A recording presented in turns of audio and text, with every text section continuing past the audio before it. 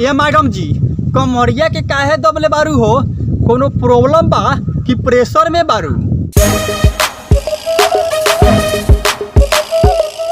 तो भाई लोग आज के वीडियो में कुछ ज़्यादा ही मजा आवे वाला बा, तो अपने लोगों ने वीडियो में शुरू से लेकर अंत तक बनल रही। और भाई लोग कोई भी आदमी ये वीडियो के दिल आ दिमाग पर ना ली हो, काहे कि वीडियो के मकसद सिर्फ और सिर्फ इंटरटेनमेंट करावल बा।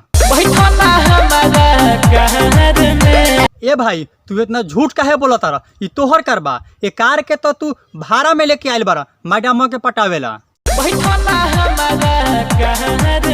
अच्छा भाई, तो ये मैडमो तोहरा कार में बैठ जाओ ताकि तू दिने में चांद तारा देखा के ये मैडमो से मजा लेवे लगो।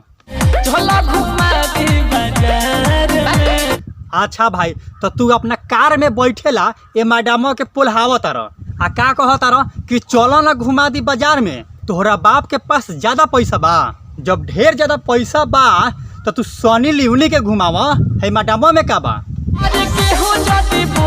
ए भाई, नया मॉडल जमाना बा, केहू ना बोली आ केहू बोली तो तू का करबा? बाहरे भाई, तो तू है लवंडिया का चक्कर में तू कोनो के गोली मार देबा तो तंका बचिए के भाई, ना तो वहाँ जौन आस पास में आदमी लोग होइलू उ तोहर हौ बंदूक छीन के तोरा के ना मारी, उ अपन अपन गोली भर के तोहरा पिछुअरवे में मार दी तो तोहर पिछुअरवा चिथरा चिथरा हो जाई। ई भैयावा डुप्लीकेट गन लेके बेंग जैसन फूल गइल बा आ कहता कि देखा हाथवा में गन बा। तोरा हाथवा में गन बा तो तू धमकी कामना के देता रह।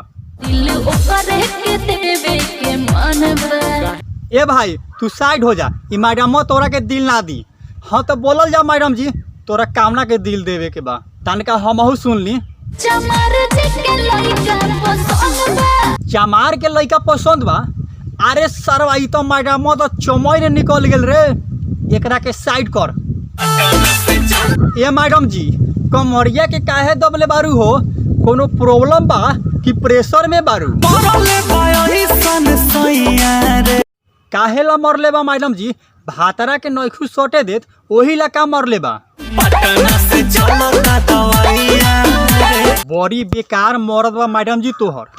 सरवा मार के पटना के इलाज करावता। बाहरे मैडम जी, ढोरी देखा के कमर हिलावतारू आ कहतारू कि भइल बा करे के करी हैया रे। भाई लोग, आप लोगों को ये वीडियो अच्छा लगा हो तो चैनल को सब्सक्राइब और वीडियो को लाइक जरूर कर दीजिए।